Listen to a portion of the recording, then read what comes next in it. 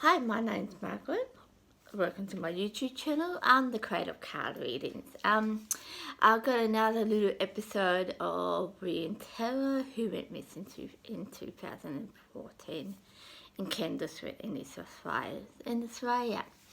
The first thing I thought I would talk to you about, I was talking to someone today and he said to me, "Are you doing this for fame?" And then it made me stop and think, a lot of you guys don't know why I'm doing this, so I'm going to pass this on to you. First thing, it's not about me being famous. It's not about my 5 minutes fame kind of stuff, and it's not about the $1 million, nothing to do with that. It's more about giving out the right information, not stuff that she says. Some of it is my opinion, but it's helpful opinion. It's not. Well, I think it's Mark for because she's got brown hair. It's not that kind of stuff. It's just it makes sense. Like you will, when you hear it, it would make sense. So I thought that leaving that into it, I thought I'll tell you a bit about it. So today's things will be about again about the $1 million. It's a theory into this one. A bit about the foster care system, how it works, and the media. I put these three together because it kind of links. It doesn't kind of links. In foster care, people think you just walk in and get a child. It's not that easy. So I want to share that with you, and it might lead into the mother and William and his sister. I don't know yet. See how much time I've got, yeah? So I'm going to lean into the media. I think this is a perfect reason, and this is the perfect reason why I'm doing this. It's kind of like, for me, it's like advocacy for someone who can't speak for themselves. So I'm speaking on that person's behalf. But with media, and I will link some things down the bottom. Well, not link it, but I'll give you some information down the bottom where you can go and watch these things and see for yourself what I'm talking about. So with media, what most media does, I say most, not all of them are like this. Some of them are. They just do a story because it's a good story and it's good for the show, yeah? And this is where we assume people who are watching the shows like Current Affair, Today Tonight, 60 Minutes and all that, we really need to look at it and read between these lines. And a perfect sample, in the early stages of Ring got missing, it was all about the sex ring and these four people. I will talk a bit more about this situation later on, but I want to really focus on the media side of it right now. And there was homing on two people specifically, and later on they realised at least one of them was around. This person had witnesses, so it just fell through to them. So they kind of home-pinned it on someone else. And another perfect sample, as you know, William she's in a foster care situation. So for that reason, his parents couldn't tell anyone that he was in foster care. So they had to cover the foster parents' faces up in one way or another. And because of that, people were home-pinned. So they did it, it must have been the parents, because we assume people who are watching it assume, because we can't see their face, it must have been them. And we as people who watch it don't want to stop and think about it and read between the lines. And I think for me, it's both problems where has watchers just assume things. Like a perfect sample, no, I won't use this one at this stage. But the other thing is, media, like I said, they do things just to make a story. And my honest opinion with this sex offender ring, whatever you want to call it. It was just a story. Someone put their hands up and said it was Bill Spencer's. He did it. But I feel like the media didn't really look into it properly. I feel like they didn't think about the outcome of it, yeah? And there's a whole story behind this, and I will share this later on. And they did it, and they're doing it with other stuff, like, I'll call it the pity party. Yes, it is upsetting that a young boy went missing. We don't know what happened to him. But I feel like you shouldn't do the pity pain on it. Like, people feel pity on the person for the situation. You don't have to make it bigger than it is. And I feel like this is something that we need to look at it. When we watch a story around something like William, we shouldn't take everything as it is. Right? The media said this, Margaret did it, so it must be true. It's not that true. Yeah, like that kind of stuff. Or it can't be Margaret because she worked with Southern Cross. You don't know that. No one knows that. I could be a rapist too. I mean, I'm not, but I could be. You know, you just don't know. You know, they say these days too, now, there's more of a percent that a parent would take a child. Now, I'm not saying it was his mum and dad, but they were so focused on the parent because they didn't know they were in foster care. Then they focused on these sex offenders because there's people in this town that are sex offenders. They didn't really look at it properly. They didn't think about why do they blame Margaret for this situation. What is it about Margaret? Why? What put her in that spot that they think Margaret took William? They didn't look at it that way. And as viewers, we do the same thing. And I think that's important to look at. And when you watch something this big, I'm going to use 2 other samples. It's nothing related to William's case, but I thought these are perfect sample.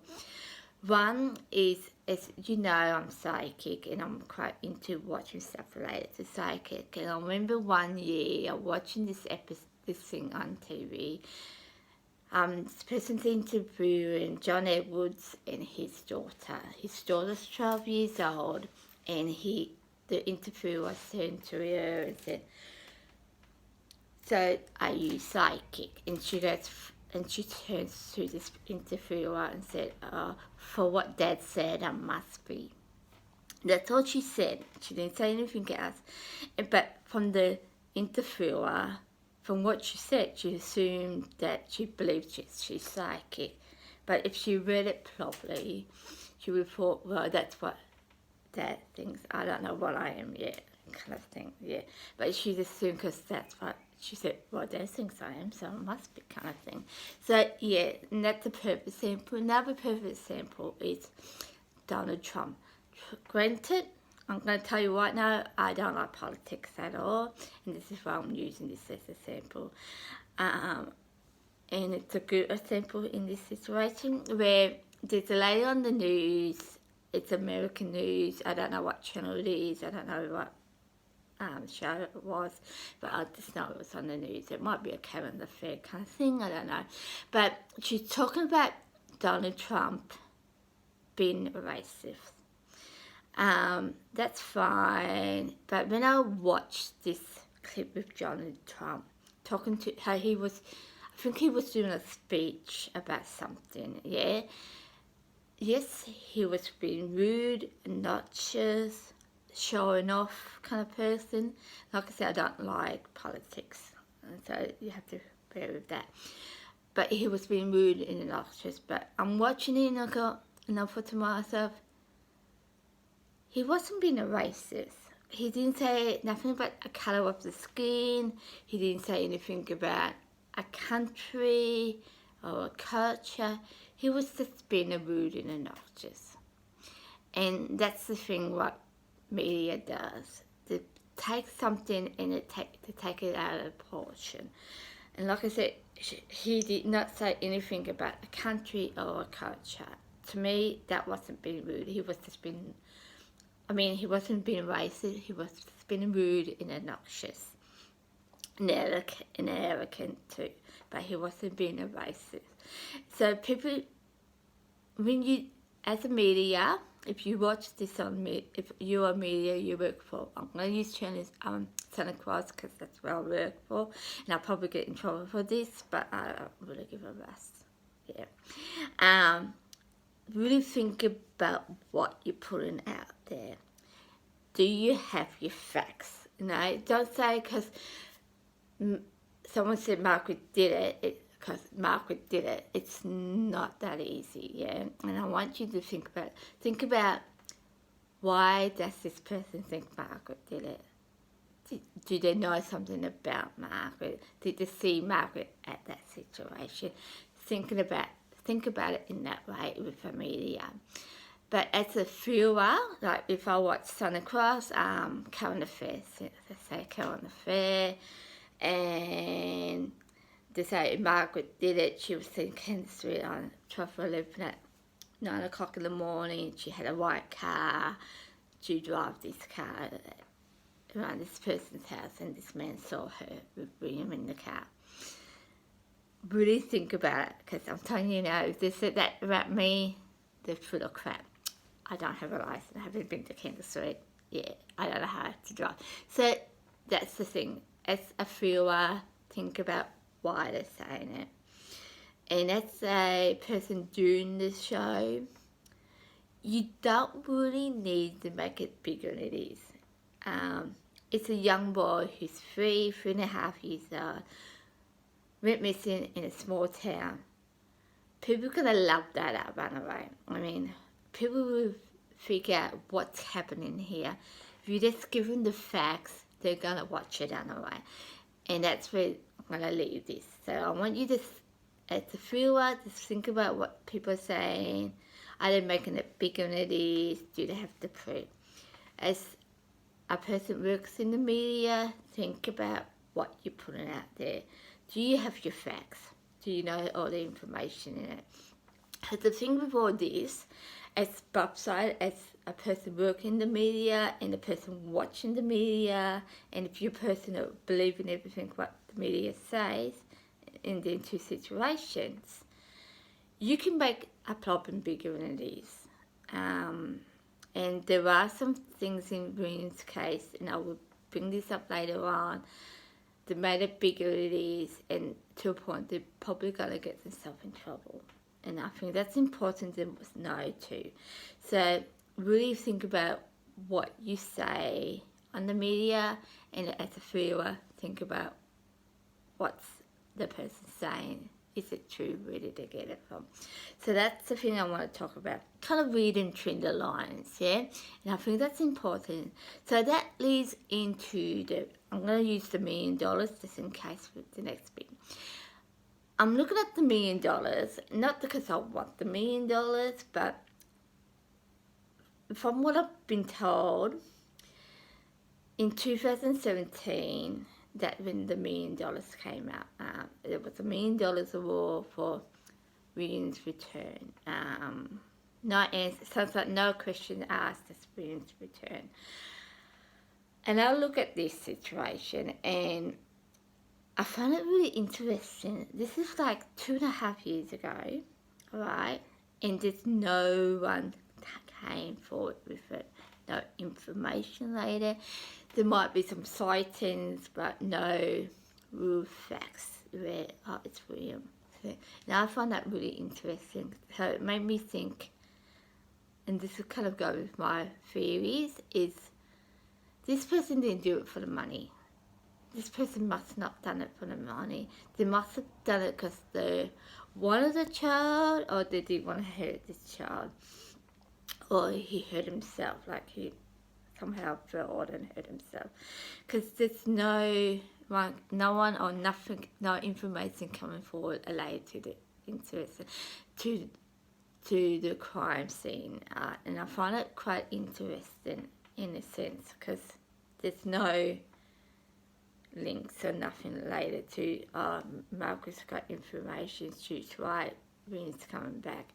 Here's the $1 million. It's not there. No, I haven't heard of anyone put anything out there. So here's William. This is where Williams is. I hear some clues that we think Williams here. There's nothing there. Now I find that really interesting. So I'm just gonna leave it with that because I thought that was interesting. The third thing I thought I want to share with you about foster care, how it works. And I know a little bit about it. I'm going to give you a tiny bit about it. I was in care when I was little because my mum was sick for a while. She had to go to the hospital and she needed help.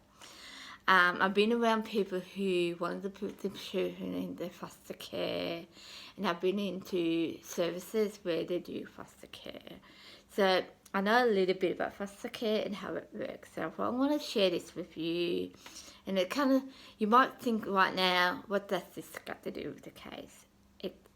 You might not think about it right now until I tell you the rest of the stories related to William. And yeah, in the background about this situation. So I'm going to give you a little story about information about foster care. Like foster care, you just can't walk in and say, I want to foster care a child.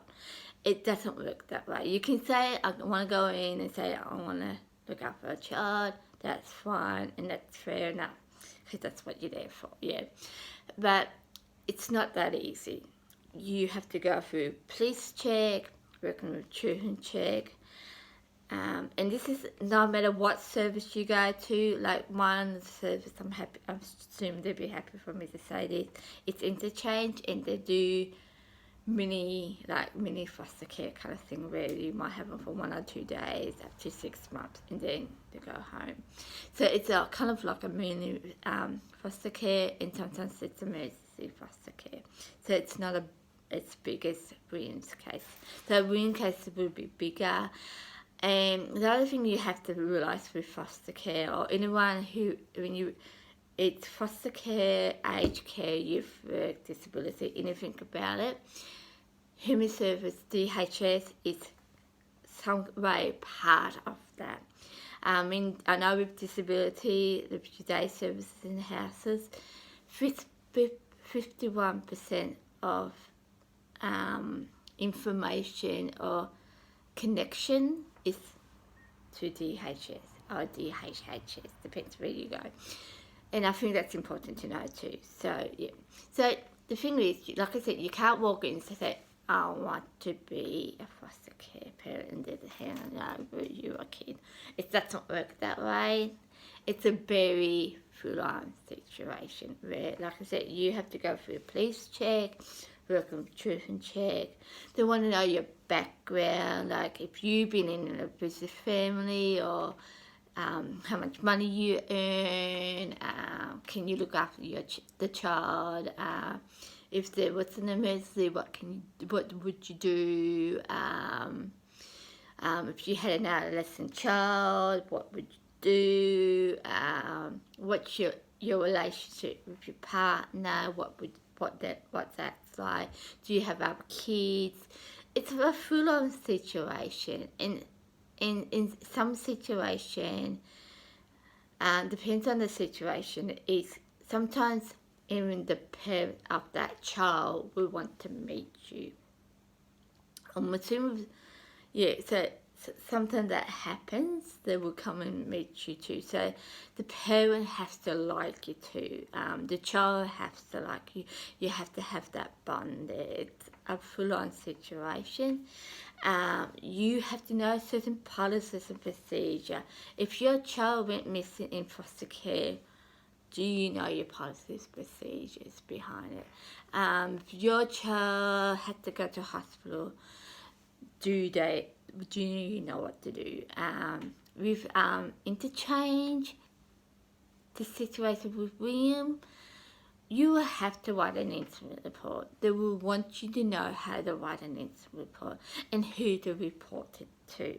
So it's a real full-on. It can take from 6 months up to 2 years to go through these projects. it's all red tape. You know, you have to fill in forms. You have to know. You have to know your background, the whole lot. Are you willing to work with people with behaviour or medical issues? It's full-on thing. It's not a 5-minute thing. It's a full-on thing. Like I said, it takes about 6 months to up to a year to do this. So it's not a just here you are, here's the child. So you need to think about that when you go through all these things. And the reason, and I do have time for this, I'm going to put this book out here. I'm putting this out there. I'm going to give you some information on William and his sister, and I can maybe a bit more later on about the parents. So I want you to think about people's background and the matter and the town and their matter, and how a town who have 800 to 1,200 people in that town. It's a small town for Australia. So I want you to think about this, alright? But right now I'm going to talk about William. So William's, like I said, he'd been put in foster care when he was 9 months old. His sister went in for him. The reason for this, his mum, his biological mum who had him, his sister, when she had his sister, they went through issues. His father went into jail. They both were on drugs. It was a violent a relationship. The mum had anxiety. So it's a full-on thing. And yeah, so that was it. So he went into foster care when he was 9 months old. The other thing with William, he loves his art and craft. He loves to run around, jump around, play with other children. He loves to play with adults, talk to adults. He loves everyone. And people love him, yeah? So that's another thing. The other thing with William is he's got asthma. So he sounds like he knows his limit. He knows he can't go running up a hill. He knows not to run too fast, but he knows he can run and jump. He likes to play this game, a war game, hide and go seek game, chasing people and people chasing him. So he knows that, but he knows not to push the limits, I suppose you can say. Yeah, so that's an important thing to know about William. The other thing with William, like I said, everyone loves him and he loves everyone. But with William, he won't just go up to you and say, "Hi, my name's William, so what's your name?" He will not do that. He will stand back and watch you and look at how you work, like how your manner is, are you a good person, are you a bad person. Then he will interact with you. And it's from what I've kind of gathered from the mum and the foster mum, it will take a bit of time. It's not a 5-minute thing. It's not a 3 or 4 week thing, but maybe it would take like a half an hour to a day kind of thing to know you. So from saying that, from what I'm learning about William, sounds like he won't go up with a stranger from that mentality. If a stranger said, "Hi, I'm Margaret, you want to come with me?" He probably won't do that. He probably would turn to me and say, "I'll just go and ask Mum." I think he has that kind of mentality from what I get. Because if he's not going to automatically grow a bond with you, it takes him a bit of time to grow that bond. He would do that with a stranger too. So he sounds like he knows a bit about strangers. So, and that will lead into the sister. He has an older sister. She's 1 year old. And from what I get it, I could be wrong here, but she went straight into foster care. And that's all we know about her. From looking at the picture, she does like doing art and craft, but that's all I can tell you. I don't know much else about her. I don't know her name or nothing. I just know that he has a sister. Now, on top of that, his mum, he has 2 older brothers. No, 2 younger brothers, sorry. But the 2 younger brothers is with his mum, his biologically mum. And I don't know why in this situation she's got the two sons and not the daughter and the son, William and her sister.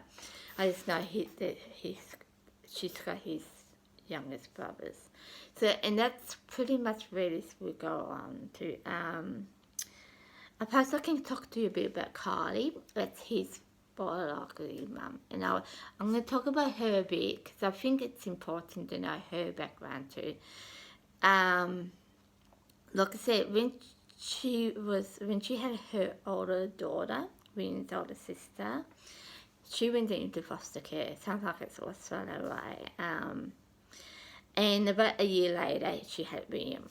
And but in between where she had him in 9 months old, I don't know quite sure what time in this time, she was worried that DHS or Human Services was going to take William away from her. So she took William for about 6 weeks and ran off with him. Sounds like the law caught up with them, and when he was 9 months old, he was taken away from her, and he was in foster care with his sister. She knew this was permanent, and she understood. It sounds like she understood why he was taken away from her, and it was related from the runaway. Her drugs-related stuff with her and her partner. He was in jail, and she has anxiety issues, and it was a violent relationship. And she knew this situation with William and his sister was going to be a permanent arrangement, to a point where when William went missing, as you heard, that the foster parents weren't allowed to say that they were foster parents, so they knew about this. So,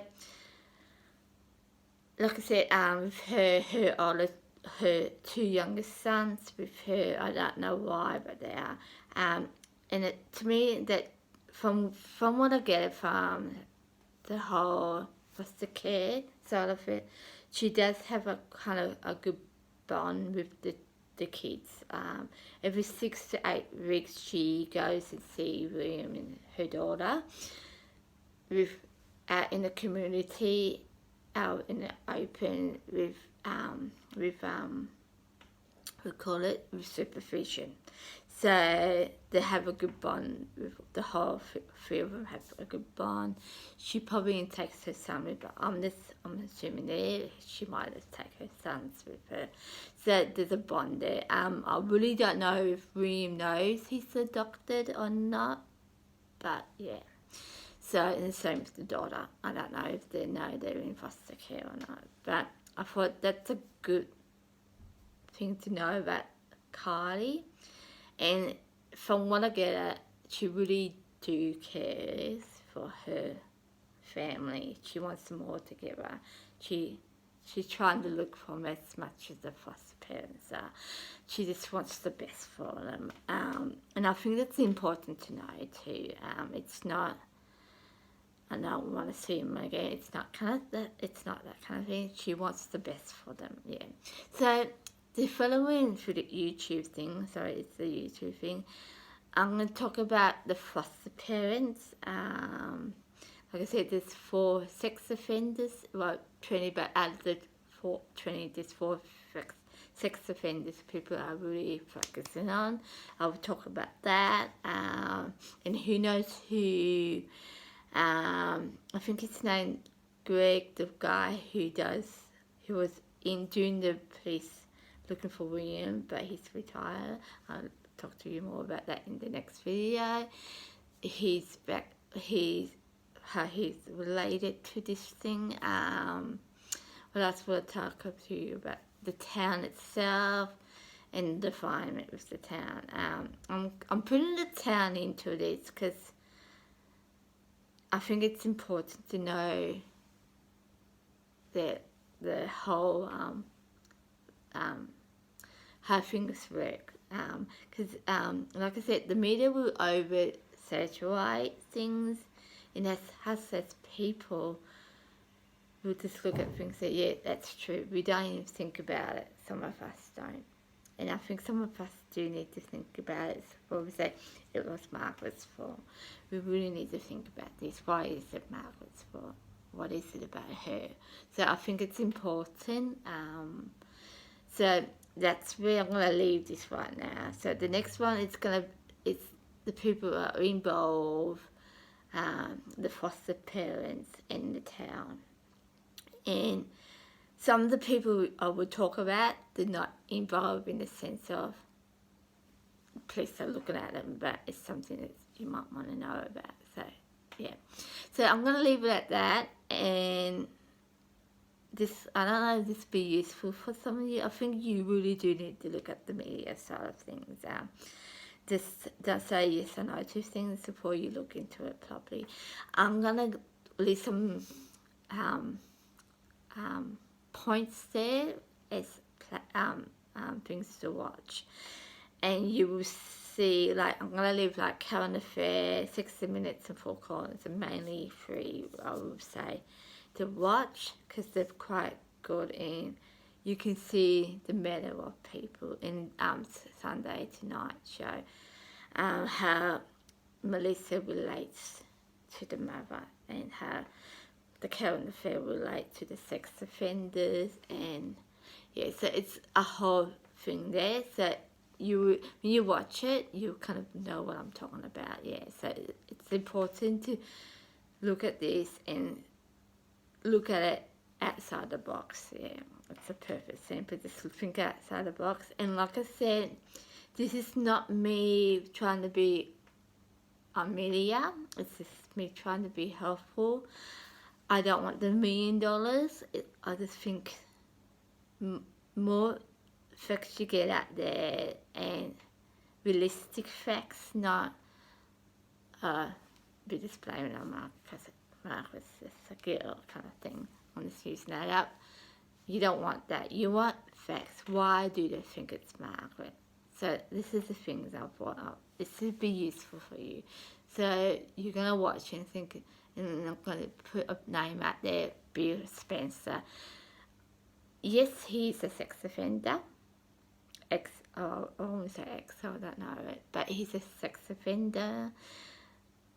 But yes, he's quite open with it. But why are they blaming him? What is it about him putting him in that spot? Yeah, and that's what I'm trying to put out for you. And Grant, I'm going to put that out to you. It's not about the blaming game. I'm not going to say it was Margaret's fault. I'm not going to say it's the parents' fault. I'm not going to say anyone related to the sex circle offender side. I can't think of the name. I'm not going to say it's their fault. I'm not going to say it's the police fault. I just want you to look at it and think outside the box and think, well, why is the police blaming the Bruce Spencer? Are they actually saying it was Bruce Spencer? That kind of stuff. So I want you just to look at it in that way. And I'm going to leave it at this point. So if you think it's useful, or if you got any information that might help with this situation with William, like you might know where he is, or you might hear something, or you're not sure about something, I'm gonna leave his website down the bottom. You can't link it down, you can't tap it and put it on. You will have to write it down and do it on the internet. And I will leave the Crime Stoppers phone number on it. So if you do have information, and the same as the Crime Stoppers, you can go on the website and do it that way too, if you have information. This is all Australian, so if you're from overseas in America, I would use the website because you probably won't get the phone number. So yeah. Or you might just have an idea, this makes sense, just pass it on. And my theory is, don't think about it is this, well, think about, is it useful, but think about, how should I put it? Like, think about it, just pass it on and see if it's useful, they will use it. If it's not, they won't use it, yeah? So if you think it might be useful and you're not sure, just pass it on and leave it up to them, yeah? Because most people, most officers, police officers are quite helpful. I know there's stuff on YouTube that they're not helpful, but most of them are, yeah. So I just want to put that out there too. So if you have information, just pass it on to them. And as I said, it's just me trying to help with the situation. If I say it's my opinion, it is my opinion, but I'm hoping it's useful as opinion. It's not about blame and game. I'm not going to go around saying it's the mother's fault, it's Bruce Spencer's fault, it's the police fault. I'm not going to do that. It's just useful information, yeah? Yeah. So if you have information, pass it on. If you find this is useful and someone you know might have some information, just pass it on to them, yeah? It's just information, yeah? So, the next video, like I said, it's going to be on the people around the crime scene with when you go missing, and about the town itself and the people related to this whole thing, like the police officer, the mum, the dad, stuff like that. So I'm going to leave this there. So like I said, just pass it on if you want to, if it's useful, and if you have any information, just pass it on to the police, and I will leave some shows down the bottom. You can Google it and I'll bring it up for you. If you have this information, say ring Tyrrell and it will just bring it up for you. So I'm going to leave it, and yeah, I'll see you next time, and good luck for next, good luck. Bye.